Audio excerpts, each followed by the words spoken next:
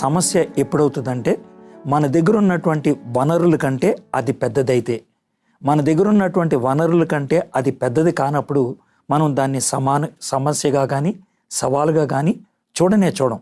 అయితే ప్రతి వ్యక్తి జీవితంలో కూడా సమస్యలు సవాళ్ళు అనేవి ఉంటూనే ఉంటాయి. ఈ సమస్యలు సవాళ్ళు వచ్చినప్పుడు మనుషులు ఏం చేస్తూ ఉంటారు? కొంతమంది పారిపోతూ ఉంటారు, కొంతమంది రాజీ పడిపోతూ ఉంటారు, కొంతమంది బుద్ధిహీనంగా దాన్ని ఎదుర్కొని దాన్ని తలతన్ని కింద పడిపోతూ ఉంటారు. కానీ కొద్దిమంది మాత్రమే దాని మీద విజయాన్ని సాధించగలుగుతారు. ఒకవేళ ఈరోజు మీ జీవితంలో మీరు ఎదుర్కోలేనటువంటి సమస్య, మీరు ఎదుర్కోలేనటువంటి సవాలు మీకున్నట్లయితే దానిపై విజయం ఏ విధంగా సాధించగలుగుతాం? ఈ విషయంలో దేవుడు మనకి ఎలా సహాయం చేస్తాడు? మనం ఏం చేస్తే దేవుడు మనకి సహాయం చేస్తాడు? ఈ విషయాన్ని మనం కూలంకుషంగా పరిశీలిద్దాం. బైబిల్లో నుంచి ఒక సన్నివేశాన్ని మీకు చూపిస్తాను. ఆ సన్నివేశం ద్వారా తనకి మించినటువంటి పరిస్థితి వచ్చినప్పుడు తాను ఏ విధంగా విజయాన్ని సాధించాడో దావీదు జీవితాన్ని నుంచి మనం చూడగలుగుతాం. ఒకసారి ఇశ్రాయేలీలకు ఫిలిస్తీన్లకు మధ్యన ఒక పెద్ద యుద్ధం జరుగుతుంది. ఆ యుద్ధం ఎంత ఘోరంగా ఉన్నదనంటే ఇటు ఇశ్రాయేలీల్లో సైనికులే కానీ రాజే కానీ ఏమాత్రం ఒక అడుగు కూడా ముందుకేయట్లేదు. ఎందుకంటే ఫిలిస్తీన్లోంచి ఒక ఆజానుబాహుడు, అతని పేరు గొలియాతు, అతను ప్రతిరోజు బయటకు వచ్చి ఒక సవాలు విసురుతున్నాడు. మనం అందరం కొట్టుకోవటం ఎందుకు? నేను వచ్చాను ఫిలిస్తీన్ల తరపున, మీ తరపున ఎవరైనా ఒకళ్ళు వస్తారా? మన ఇద్దరం కొట్టుకుందాం, ఎవరు గెలిస్తే ఆ దేశం గెలిచినట్లు అని సవాలు విసురుతూ ఉన్నాడు. ఆ విధంగా ప్రతిరోజు ఆయన సవాలు విసురుతూనే ఉన్నాడు. కానీ ఎవరు కూడా ముందుకు వెళ్ళలేకపోతున్నారు. సౌలు అందరికంటే ఒక అడుగు ఎత్తుండేవాడంట. చాలా శక్తివంతుడు అని సౌలుకి పేరుంది. కానీ సౌలు కూడా తానున్నటువంటి రాజగృహంలోంచి బయటకు కూడా రావట్లేదు. ఇలాంటి పరిస్థితుల్లో ఆ యుద్ధ భూమిలోకి ఒక చిన్న కుర్రోడు వచ్చాడు.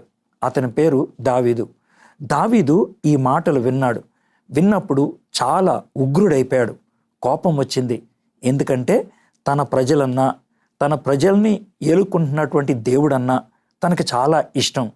తన ప్రజలకి, తన దేవుడికి వ్యతిరేకంగా మాట్లాడుతున్నటువంటి ఈ గొలియాత్ అంటే తనకి చాలా కోపం వచ్చి అంటున్నాడు, ఎవడీడు ఇలాగా అరవటానికి?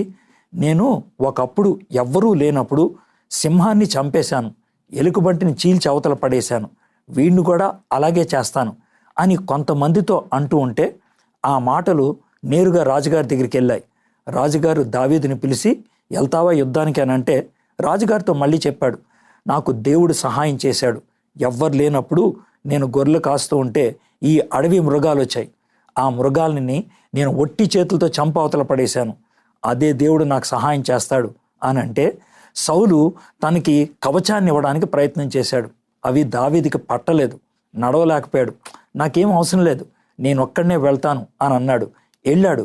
వెళ్తే గొలియాత్ అంటున్నాడు, ఓ కర్ర పట్టుకొచ్చావు, నేనేమన్నా కుక్కనా? నిన్ను చంపేసి నీ మాంసాన్ని కాకులకి గెద్దలకి వేస్తాను అంటూ ఉంటే అప్పుడు దావీదు అన్న మాటే మీరు గమనించాలి. ఏమంటున్నాడు తెలుసా? నేను పెద్ద పెద్ద సామాన్లు ఏమీ వేసుకొని రాలేదు, కానీ నేను యుద్ధం చేయడానికి నాతో ఒకళ్ళని తీసుకొచ్చా. నా పైన నాలోన ఒకళ్ళున్నారు. ఎవరు అంటే ఇశ్రాయేలీలకు సైన్యములకు అధిపతి అయినటువంటి యెహోవా నా ముందున్నాడు. ఆయన నామం పేరట నేను వస్తున్నాను. ఆయన నిన్ను సంహరిస్తాడు, ఆయన నాకు విజయాన్ని ఇస్తాడు అంటే దావీదు ఏమని చెప్తున్నాడు తెలుసా? యుద్ధం చేసేది నేను కాదు, నా దేవుడు యుద్ధం చేస్తాడు. నా దేవుడు యుద్ధం చేసినప్పుడు నా దేవుడికి ఓటమి ఉండదు, కాబట్టి విజయం నాకు వస్తుంది, ఆయన సంపాదించి పెడతాడు. దావీదు ఆ విధంగా గొలియాతుని చంపేశాడు. ఈ చిన్న పాఠాన్ని మనం నేర్చుకుంటే బాగుంటుంది. ఏంటి అనంటే, మనము చేయలేనటువంటి యుద్ధం మన ముందున్నప్పుడు యుద్ధం మనం చేయకూడదు. దేవా, నా పక్షాన యుద్ధం చేయవా అని అడగాలి. దావీదు అదే చేశాడు. దేవుడు యుద్ధం చేసి గెలుపునిచ్చాడు.